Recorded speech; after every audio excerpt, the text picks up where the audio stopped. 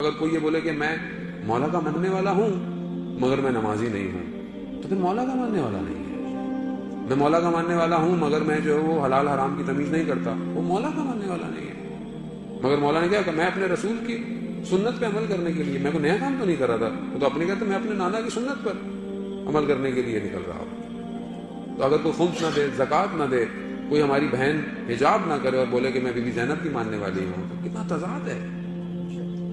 یعنی تو پھر ہم کس طرح ماننے والے ہیں؟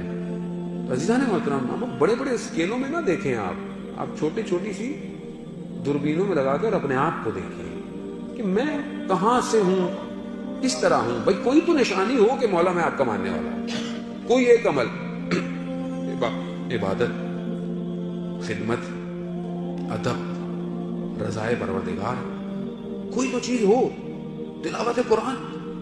یہ تو میں خود اپنے آپ سے سمجھتا ہوں. Likey